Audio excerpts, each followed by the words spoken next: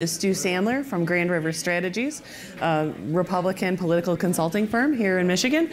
And at the end is former Congressman Bart Stupak from right here in the 1st District of Michigan. Mr. Stupak is now a lobbyist with VanHulle in Washington, D.C.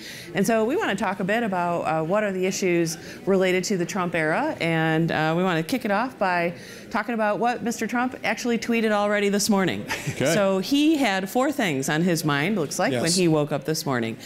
First, he wanted to talk about Samantha Bee, and she said some nasty things about his daughter, Ivanka. He also wanted to reference the economic forecast, which came out shortly after that. He referenced the Russian hoax again and how much the investigation is costing us. And then finally, he said something about our good friends from Canada and maybe considering tariffs on timber and lumber. So what does that do to us when we're waking up to these kinds of things every morning? And Stu, would you like to take that one first? Sure. And thank you. Thanks for having me. You know, I view this as sort of a revolutionary moment in communication. First of all, I'm surprised to see that we're living in the Trump era. I didn't know it was an era. It's 18 months, but I guess we're in the era now. But I think just like fireside chats with Roosevelt, Trump is changing the way elected officials communicate. Now he has a direct line of communication to the people, and he's using it. And I think the most important thing that you mentioned in that was the economic numbers. If you look at all the regulatory reform that the Trump administration's done, you look at the tax reform that the Republican House and Senate and President Trump put through, we have the lowest unemployment numbers in 18 years. It's phenomenal. 223,000 jobs were added in May. It's at 3.8%. You can't argue with that kind of success. From so many levels, Trump is succeeding. People might not like his style, but you can't argue with the results. So you think the Trump era so far is going great? I think it is, and I think what you're seeing too is, you know, Democrats thought initially that they were going to have a lot of success because normally in a midterm, the party that does not have the president really exploits a large advantage. But I think you're seeing it diminish as it goes on because I think people are happy with his results. You know, CNN put out a poll today showing that independents now lean more towards a Republican candidate than a Democrat candidate on generic ballot. So Bart, you're from an area here that did support President Trump in his election, yet also supported you for many, many years. Sure. We're seeing them, I think, continue to, you know, be very closely watching what's going on. What do you think? How is this affecting us here? Well, I think the president has done some good things, but I don't think the fine numbers you see for the economy and all that is due just to Mr. Trump or to the Republican Congress. I think a lot of those basis factors were set by the previous administration. We're seeing the follow-through on it. The tax reform bill, I don't see how it helps average Americans. So I don't think that's such a big success. Does it help the economy? Did it give the economy a boost? Yes, and I'll give him credit for that. Has he deregulated some parts of government that should be? Yes. But at the same time, any other project that the president has ran on really has not come to fruition. And you mentioned it, 4 tweets today. So what are we supposed to focus on? I mean, if you want government to be successful, and if you want the president to be successful, let's focus on some of these issues instead of every day you get 4 tweets, and it's only, what, 10 o'clock? We'll have a couple more by noon, and by 5 o'clock tonight, he'll disown every tweet. I mean, that's the problem. The uncertainty is not, it's good for my business, but it is not good for the country. Well, to follow up on the tweets a bit, and continue with you, Bart, one of them was about our good friends in Canada. Yeah. And in Michigan, we know how much we rely on that relationship with Canada, where it might be different. Largest trading partnership in the world is Michigan and Canada. Yeah. Now, what are these tariffs going to do to our economy? I think it's really going to hurt Michigan. And I know many of the Republican members are just, they begged them not to do it. So, I mean, he says he wants to renegotiate NAFTA. To negotiate, you need 2 people. You need 2 parties at the table. Right now, we only have 1. And the rhetoric that he's putting forth and the tariffs he's putting forth does not help that discussion at all. And I hope we could have a discussion and not a tweet war on tariffs and other things that should be addressed. I think you look at what Trump is doing, and it's been masterful how he's relating to other countries.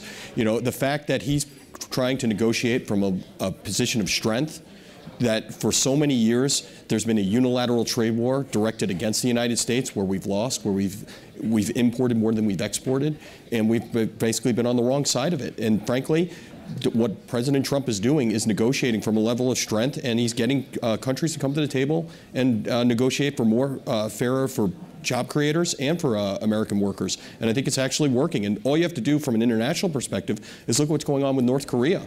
For decades, that problem stymied the United States government, where presidents gave the North Koreans, concession after concession after concession, and never got anything out of it. Now you have actually Kim Jong-un coming to the table because President Trump is negotiating from a position of strength.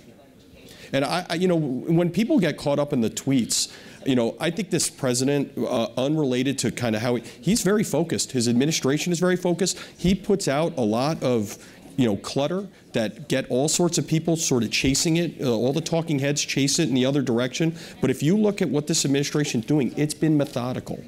Yeah, and I think that's a great point. We heard more than one session earlier this week refer to the sort of so what factor, right? He's putting out these tweets, it's antagonizing people, but it's taking the eye off the ball of what is really in his agenda one way or another. I mean, do you think that's intentional? I do. I think this, he's messing. Like, I grew up in New York, so I've had 30 years of Trump before he became a politician. I saw how he dealt with the New York media. It was masterful, and frankly, they were a lot tougher on him than the Washington press corps is. I mean, this is kind of child's play when he deals with the Washington press corps, because he had 30 years of dealing with a really hardcore New York press that was very antagonistic. He was on the front page of the New York Daily News, Newsday, every single day, all these sort of headlines. He's used to this, and I think what he's gotten the DC press corps to do is to chase the ball one way while he goes the other, and I think he's very successful at it. Mm-hmm. So what about these attacks on the media? So one of the tweets this morning was just that. Now, you can argue whether it was fair or not, but it's certainly a theme he likes to use. Well, but I mean, when you get in an argument with somebody, what Samantha Bee said was totally wrong, should be condemned, but it just gives you an indication of how he's operating as the President of the United States, which I think is beneath the office, beneath the individual. He should not be. You can have arguments with people, but when you do, leave them with their dignity. You don't need to rip and destroy everything. You talk about the trade deals. We blame other countries because they took advantage of us. It was the U.S. Senate and the House of Representatives that agreed to those trade deals. So, yes, should they be renegotiated? Should it be fair? Sure. But I don't think you can blame other countries for us agreeing to a trade agreement. So when you get to NAFTA and all that, let's go back and revisit it. But if you don't get your own way, don't start poking people in the eye, and that's unfortunately what this president does. But I think that's exactly the point about let's revisit NAFTA. NAFTA is over 20 years old. Sure. Frankly, there are parts of NAFTA that do not benefit the United States. I think the president is making a point. Let's renegotiate this. Let's look into this. Let's see what problems that the United States have that can be resolved, and let's do it from a position of strength. And I think he's been pretty masterful at getting the benefits from it. Well, I think his position of strength in this one is actually going to hurt Michigan, hurt our economy, and actually hurt this country. Well, we'll see. But for right now, what the empirical data says is it's actually helping. Well, it's just started today. I don't know how it can be helping when it just started today. So, I mean, let's give it a little time. Look, again, going back to NAFTA, in order to have an agreement, you need two sides. And there has to be a mutual agreement and Canada said, we don't want to negotiate NAFTA. We like it. Mexico's basically same thing. Of course, you can't get Mexico to the table because he keeps saying they're going to build this wall and they're going to pay for it, which isn't going to happen. So, I mean, the president, he's a master at distraction, I'll give you that. But there are serious issues that need serious discussions. And a tweet just doesn't make it. And I wish he would grow into the job. And I don't mean he has to be docile, but sure. be more respectful of people and civility that we talked a lot about up here at this conference. I wish he would extend that to his activities and his presidency. But what's interesting, Congressman, and I think you were from this area. You served this area with great distinction over the years.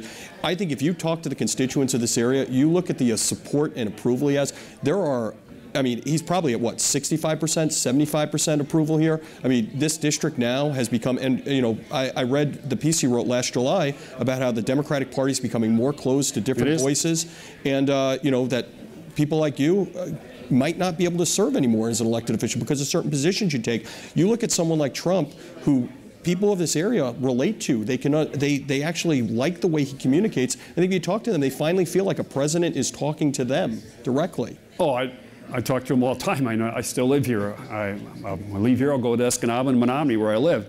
And I disagree with you. They may support his policies. They do not like his rhetoric. They do not like the way he talks. They do not like the undignified way he conducts himself. So, now, does that mean they're going to vote against him or throw him out or something? No. But if everyone you talk to, they'd say, can't he just tone it down a little bit? Can't we just be more respectful of each other? Can't we bring some civility to this discussion? So in the few minutes we have left, I wanted to jump to the next thing, or maybe the last thing, which is this November election coming up. And, you know, to Trump or not to Trump, right, in the election. We've seen Attorney General Bill Schuette, as he's running for governor, really embracing President Trump. We've seen others less so, and we've seen many Democrats running against President Trump. What do you recommend to your friends right now running? I've recommended from the time he got the nomination to embrace him. He's the Republican nominee. He's the Republican leader of the party. You will be the Trump candidate as a Republican whether you embrace him or not. And frankly, I think Republicans support him overwhelmingly. Look at Bill Schuette's lead in the primary. It is based on the fact, partially, that he has the Trump endorsement. He's also a great candidate, but the Trump endorsement has certainly helped solidify that lead. Beyond that, you look at the numbers in Michigan. Donald Trump's numbers in Michigan right now are better than they were in October 2016. I think he has a very strong base in Michigan. I went to the Washington Township rally in Macomb County, where you have the home of the Reagan Democrats. It was a massive turnout and a massive amount of support. I think Republicans are going to do very well this cycle. As a Democrat, I would ignore Trump. Just ignore him. I mean, when I ran up here, I didn't bring in all kinds of national leaders. You have to run on your own party, your own agenda. You know, what are the issues that are important to you? What's important to Northern Michigan? Jobs, the economy, things like this. That's what you run on. Just ignore the president. And you're the person who's on the ballot, not the president. So tell people what you're going to do for them. Ignore the president. He's going to be a distraction anyways. Just ignore it. Do your own job. Do your job, and you'll be okay in politics. And I would predict that if the election was today, Trump would lose Michigan. To Bernie Sanders or to Elizabeth Warren? Probably to someone like Tim Ryan from Ohio. I think our party's going to swing back. You're not going to have a Bernie Sanders or Elizabeth Warren as our nominee. Maybe a Mark Warner out of Virginia. Something like that. I mean, it's interesting to watch the division in the Democratic Party. People talk about the division in the Republican Party, but you take a look at this last Democratic state convention, there were a lot of divisiveness, there was a lot of fraying, and frankly, there's a lot of division that I've talked to a lot of Democrats up here that has not been repaired. But see, Stu, like I've always said, you know, I don't belong to an organized party. I'm a Democrat, okay? And Will Rogers is the one who said that many years ago, and he's still correct today. You know, I don't belong to an organized party. I'm a Democrat. So you're an outlier. I'm an outlier, maybe. Yeah. Well, I guess last thing is we have just a minute left to do. How is this affecting your office politics? I mean, we know kind of your backgrounds, but are people really talking about Trump in your office, or are you trying to kind of leave that aside and focus on the work to be done? I'm a Republican consulting firm. Yes, we're talking about him. I mean, you know, there is a lot of sort of people who get really caught up and really sort of worked up about it. But I do think that we're having important conversations, and I do, you know, this country has always been built on high levels of, you know, real parties going at it. I mean, nobody's dying in the streets, so you know, over politics, so that's a good thing right now. But you know, yeah, it's a high level of discourse, but I think it's important discussions. My main office is Washington, D.C., and of course, Washington, D.C., that's all you do is talk politics. But from a business point of view, President Trump's been good for business because clients do not know what's going to happen. They'll come in and say, help us understand what's going to happen. What will the House Republicans do? What will the Democrats do? We don't know what the president's going to do. Give us more options. So it's a constant discussion, this administration, what the president's going to tweet next or what he's going to do next. And all you can do is try to give them many ideas, different avenues this policy may take. We need to wrap it up there, so I think that's going to be the last comment. Thank you, Bart Stupak, Stu Sandler, for your participation today. We really appreciate it. Thanks, Sarah. Nice job, Sarah. Thank you so much. We're almost done. Almost done. Time to hit the road. Almost just flew by. So our last segment will be one that I think everyone agrees with and just doesn't know how to get done. And I think we heard a nice little trending comment last night at the governor. Fix the damn road. Right.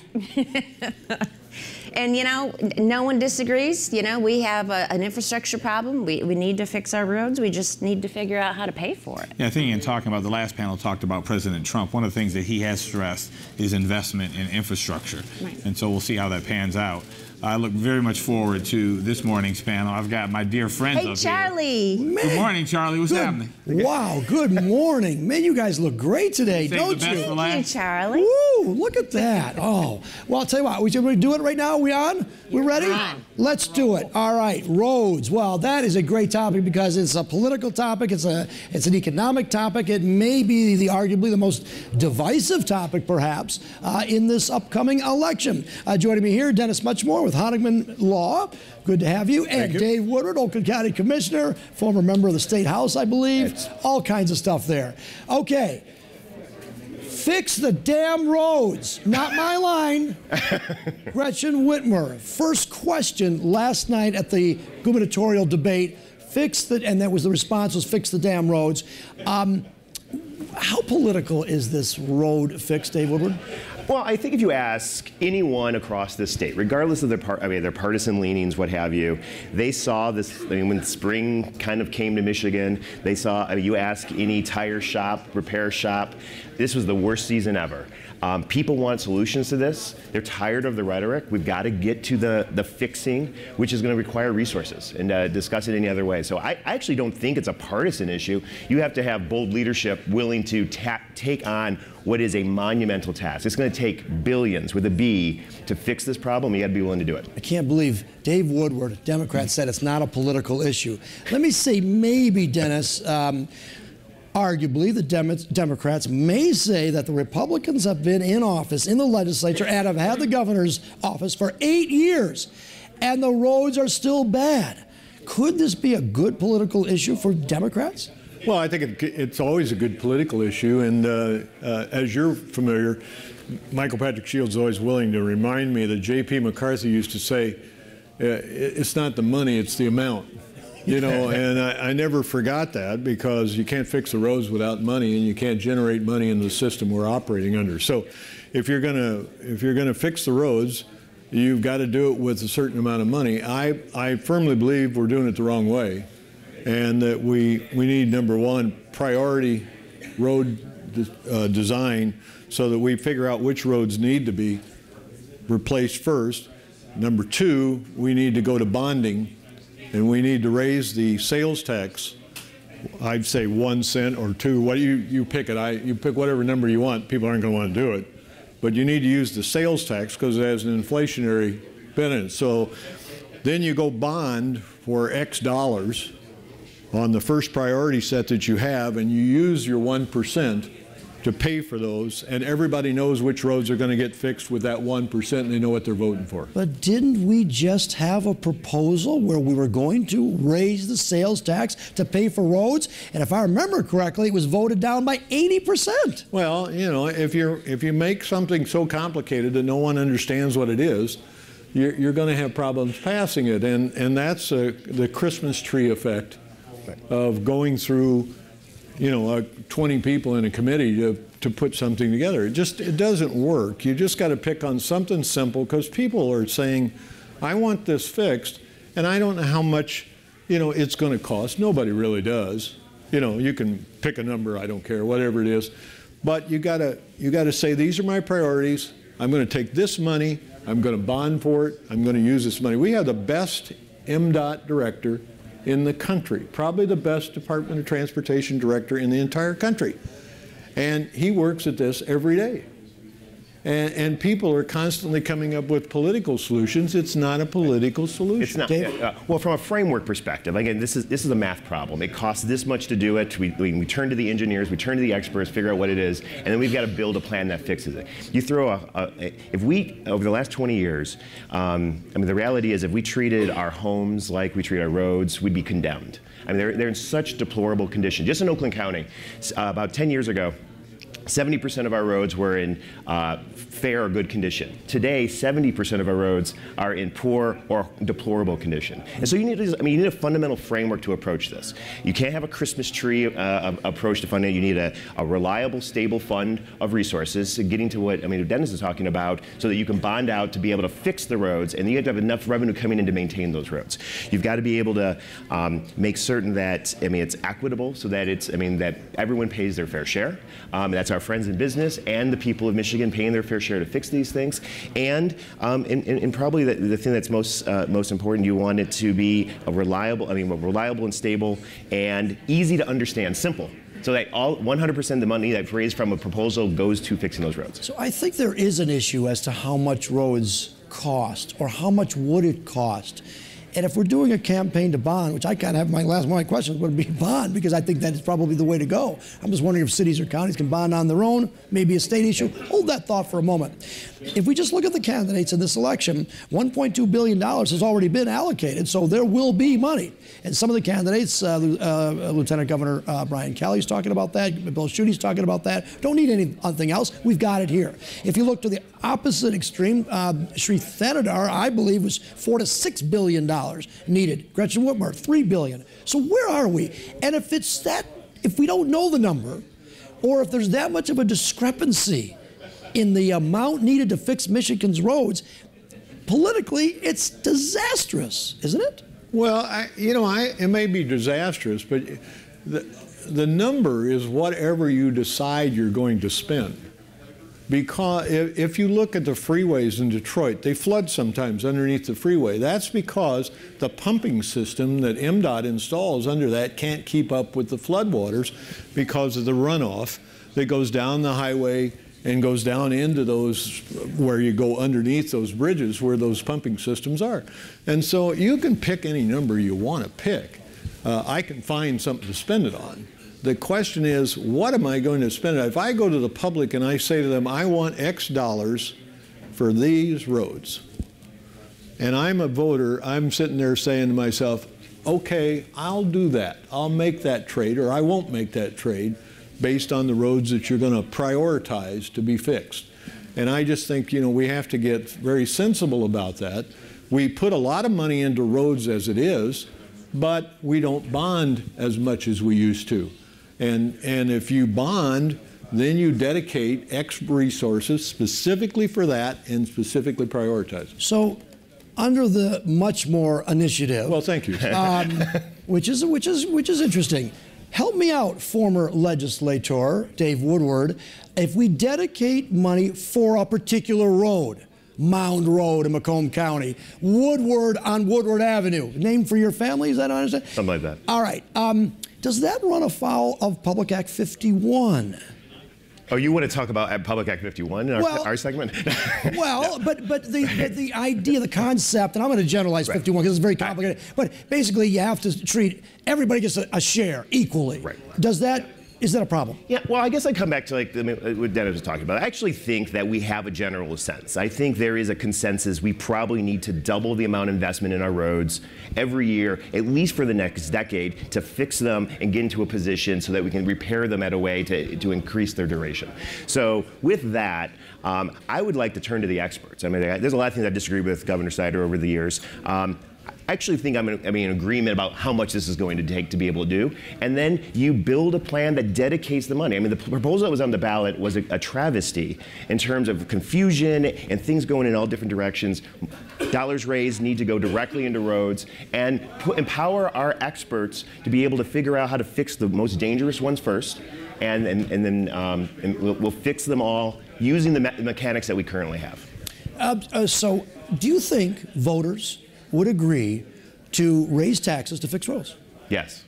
And what's happened, because over the last decade or two, that we haven't actually kept up, the state hasn't kept up its deal of the bargain, local communities have been. And Oakland County and Oakland County government, roads isn't our primary responsibility. We have road commissions, but we are putting increasingly more and more money into roads because we've got to help our local cities and others do it. We talked at this conference, importance of cities to invest in all those things. And so the reality is the answer is yes. Voters do support it, will support it, if they fundamentally believe this will fix the problem and it will, and all the money that would be generated will go to those roads. You agree with that? Well, I'm a believer that the public is a lot smarter than they get credit for. And if they think they're getting a fair deal, they'll do whatever whatever is presented to them. If they think it's fair, if they know what it's going for, if they know how it's applied. I mean, my whole point with the idea of prioritizing road construction and using bonding to cover it. The much more proposal. Yeah, is that much more? Is that much more. Much more. It's really that you can actually dedicate these resources and say, we're going to take this money, whether it's a legislative distribution or whether it's a sales tax, whatever you want to do, we're going to actually apply this to this, and this will fix these problems. So let me offer an amendment to the much more proposal. Oh, good. Could a local county or city say, forget the state because of all the red tape and we don't trust it, and just do a bonding proposal? I don't know if this is legal now. I'd have to look at the Honigman law firm and see if it is. But assuming it is, why can't Oakland County, for example, just do a bonding proposal dedicated to fix Oakland County roads, dedicated roads, and that would be money that it's easy to meet. Is that legal? Could you do that? Well, I think you can do anything that you can. Al Cropsey was sitting over here, and he would tell you that you can do anything that you can figure out how to do. You know, and I think you can do that. Yeah. It's just solved the road problem. This is Mackinac Policy Conference, what we want to do. A much more proposal with an amendment. We do not want 83 individual strategies to fix these roads. I mean, the reality is that our entire state's economy, the safety of our roads rests. I mean, the state has a very key role in this. I think local communities have been trying to step in to fill the void when leadership hasn't stepped forward. I mean, there are political realities we have to get through. But if you're honest with people, this is what it's going to cost. And get to that. This is what it's going to cost to do the following things. I fundamentally do believe that people will support it. And if we make some cost sharing to do that, let's put that on the table to figure it out. Maybe the state can guarantee the bonds. I don't know if that's possible. Oh, yeah. That'd be great. I think they can. I mean, the state bonds are highly rated. The Department of Transportation's never defaulted on a bond. And I keep saying, Kirk Steil was a tremendous director, and he's nationally recognized. He was president of the National Association, and he's been through 2 administrations. And they were a different kind of administration. So you can do this stuff. It's just a will. We have a couple more minutes left. Okay. Where do we go next year? Are we still going to be talking about roads, do you think? Well, I think we're going to be talking about as long as we live in the northern climate. You know, if we want to pick ourselves up and move to Florida, I mean, we might get away from it, but the problem is our road base has to go down further. So we really have to rip up these highways, and we have to lower the base in order to deal with the drainage issues. We don't have enough road base. And so each year, the deterioration causes the cracks, causes the potholes. So if you're going to do it, you got to rip out the roads and you got to lower the base down, because the base is what makes the road stable for a longer period of time. I would say that if we don't elect new leadership in the state, in the legislature and the governor's office that's committed to doubling funding for our roads, and the much more plan or other, if we don't seriously do that, by the time we're here next year, then the answer is yes, because we're not going to fix the problem. And here's the reality. It will be worse next year than this year. The bottom line is we are going to have more money to fix the road. Absolutely. It's just everyone agrees with that. We have to have. That we can all agree with. Dennis Muchmore with a Much More plan. You heard it right here. Yeah, thank you. Policy conference right here. Dedicated funding for roads and a bond issue. How about that? Well, it's the Dennis Archer for Governor campaign plank that I'm advocating here. So. And there's your platform, whatever you're going to run for next time. How about that? All right. Dave Woodward of Woodward Avenue. Sounds good. You guys, thanks Charlie. Appreciate it. Thank you. Charlie, you got to come out of your shell a little bit. We got to get you some coffee. I don't know where he gets all the energy from. So much energy. I haven't had any coffee yet today, actually. Who's driving home with you? I don't know. Charlie, what about a Let It Rip live from the island? I would love to do that. 2019. Now we're talking. That would be good. This road issue could be good. Yeah. A lot of ways to skin that cat. Oh, yeah. Thank you very much. This was a phenomenal panel. Thank you, guys. Thank you. much more planned. We're looking Much forward. more planned. You heard it right here. Well, it's Thank our you. second year doing this. It is so much fun, Dennis. I love working with you. This is fantastic. It's so much fun, and thanks to everyone who joined us. Thanks to everybody who's watching at home. All of our friends here in the Grand Hotel Parlor, one of the most beautiful places in the world. Yeah, they do a phenomenal job here. I mean, the family runs a phenomenal property. We're so happy that they have us up here every year. Dan is very hospitable. Love seeing him every year coming up. Yeah. And we wish everyone a safe drive back home. And for those of you who are at home, we're coming back down. Right, and thanks to our friends from DPTV for all they do to make this conference available to everyone else out there outside. Yeah, thank you.